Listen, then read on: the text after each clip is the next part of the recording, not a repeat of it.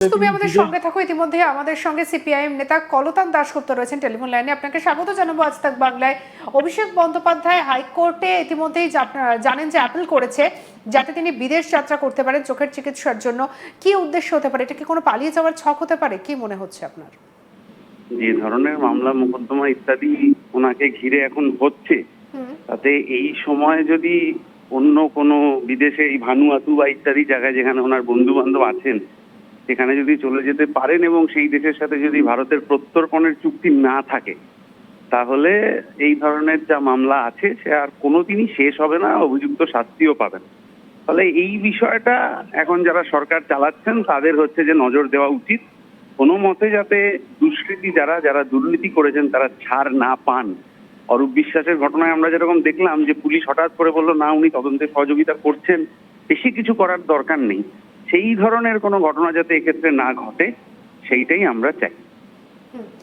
অভিষেক বন্দ্যোপাধ্যায় যে অবস্থার মধ্যে দিয়ে যাচ্ছে, আপনার কি মনে হচ্ছে আগামী দিনে তিনি কি অ্যারেস্ট হয়ে যেতে পারেন? সেই ভয়তেই কি তিনি এমন বারবার করছেন?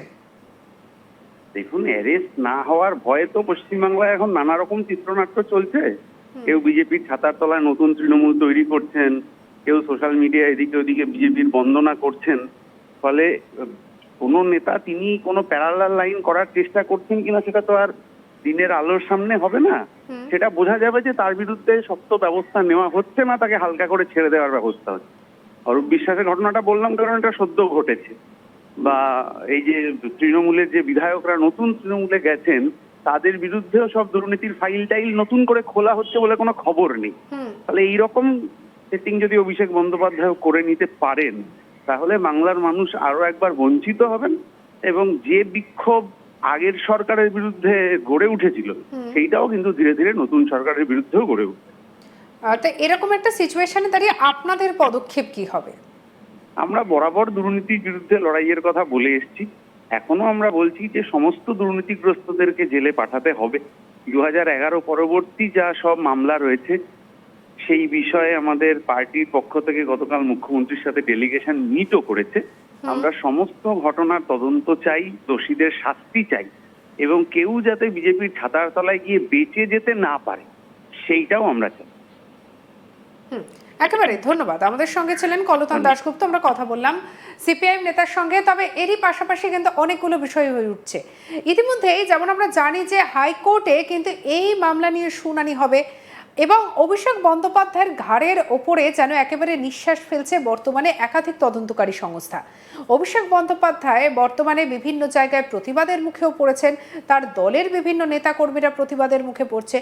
এমন একটা সিচুয়েশনে দাঁড়িয়ে অভিষেক বন্দ্যোপাধ্যায় যদি বিদেশে চলে যেতে পারেন তাহলে কি পুরোটাই ভারত সরকারের হাত থেকে বেরিয়ে যাবে? কোন জায়গায় দাঁড়িয়ে রয়েছে বর্তমান অবস্থা তা নিয়ে করব পরবর্তী আলোচনা।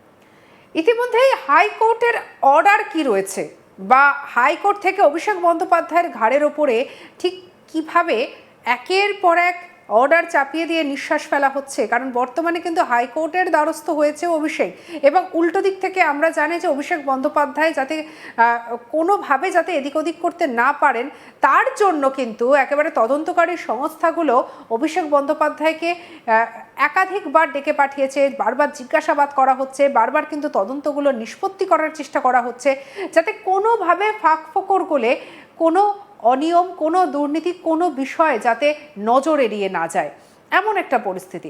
আর যদি অভিষেক বন্দ্যোপাধ্যায় বিদেশে চলে যেতে সক্ষমও হন তাহলে পাল্টা মুখ্যমন্ত্রী শুভেন্দু অধিকারী কি পদক্ষেপ নেবেন? কারণ তিনি কিন্তু বারবার একাধিকভাবে নিশানা করেছেন, অভিষেক বন্দ্যোপাধ্যায়কে নিয়ে নিশানা করেছেন, তার বাড়িকে নিয়ে নিশানা করেছেন, তার সম্পত্তি নিয়ে নিশানা করেছেন।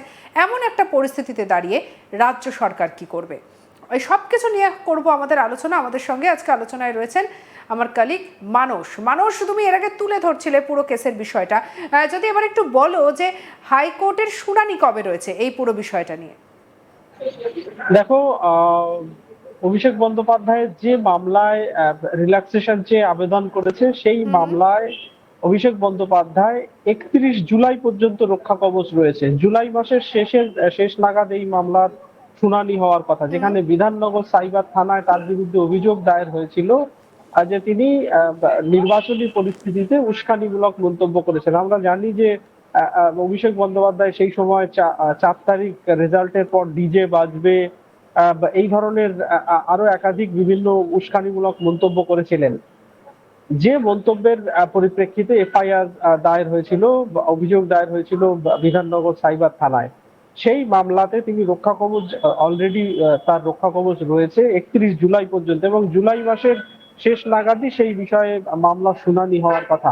তার আগে স্বাভাবিকভাবেই যেহেতু আদালত তাকে বিদেশ যাওয়ার ওপর বিধিনিষেধ আরোপ করেছিল, সেই জায়গাটাতেই রিল্যাক্সেশন চেয়ে তিনি আদালতের কাছে এসেছেন। এছাড়াও তার আরেকটি মামলা আমরা জানি যে বিধানসভায় বিরোধী দলনেতা নিযুক্ত করা নিয়ে, সেখানে তিনি যেহেতু তৃণমূলের সর্বভারতীয় সাধারণ সম্পাদক, তিনি প্রথম স্বাক্ষর করে 9 মে তিনি প্রথম একটি চিঠি দিয়েছিলেন বিধানসভার স্পিকারকে, যেখানে বিরোধী দলনেতা হিসেবে শোভনদেব চট্টোপাধ্যায়কে নিযুক্ত করার আর্জি জানানো হয়েছিল, এবং তৃণমূলের পক্ষ থেকে সংখ্যাগরিষ্ঠের মতামতের ভিত্তিতে প্রস্তাব গ্রহণ করা হয়েছিল বলে অভিষেক বন্দ্যোপাধ্যায় চিঠি দিয়েছিলেন। কিন্তু পরবর্তীতে অন্যান্য বিধায়ক ঋতব্রত বন্দ্যোপাধ্যায়, সন্দীপন সাহারা, তাদের স্বাক্ষর জাল করা হয়েছে এরকম একটা অভিযোগ উত্থাপন হয়। সেই নিয়ে জটিলতা তৈরি হওয়ায় সেই বিষয়ে সিআইডি তদন্ত চলছে, এবং সেখানেও অভিষেক বন্দ্যোপাধ্যায়কে সমন পাঠিয়েছিল সিআইডি এবং তাকে জিজ্ঞাসাবাদ করার জন্য তলব করা হয়েছিল। সেখানেও অভিষেক বন্দ্যোপাধ্যায় কলকাতা হাইকোর্টের দ্বারস্থ হয়েছিলেন, তাকে যাতে রক্ষা কবচ দেওয়া হয়। তিনি সম্পূর্ণভাবে কোঅপারেট করা যাকে বলে, সহযোগিতা করতে তৈরি, কিন্তু তাকে যাতে রক্ষা কবচ দেওয়া হয়। বিচারপতি কৌশিক চন্দ্র সেই মামলাতেও রক্ষা কবচ দিয়েছিলেন অভিষেক বন্দ্যোপাধ্যায়কে। ফলে সেখানে সেই বিষয়েও তিনি তাকে গ্রেপ্তার করা যাবে না, তিনি রক্ষা কবচ পেয়ে আছেন। কিন্তু যেটা মূল যে মামলা, যে কারণে তিনি আদালতে ফের আবেদন জানিয়েছেন বিধাননগর সাইবার পিএস এর মামলায়, যেখানে তাকে তার বিদেশ যাওয়ার উপরে নিষেধাজ্ঞা আরোপ করা রয়েছে, সেখানেই সেই নির্দেশ যাতে রিল্যাক্স করা হয়, সেই নির্দেশ যাতে শিথিল করা হয়, সেই আবেদন জানিয়েছেন অভিষেক বন্দ্যোপাধ্যায়। আপাতত বিচারপতি সৌগত ভট্টাচার্য তিনি আগামী সোমবার ফের আদালতকে এই বিষয়ে ওয়াকিবহাল করাতে বলেছেন। সোমবারের পর আশা করা যায় যে আগামী সপ্তাহে অভিষেক বন্দ্যোপাধ্যায়ের এই যে আবেদন, সেই আবেদনের শুনানি হবে। শ্রেয়সী, একেবারে। কিন্তু একটা কথা বলো যে বর্তমানে যেহেতু একাধিক মামলা তার বিরুদ্ধে চলছে এবং একাধিক মামলা নিয়ে সেখানে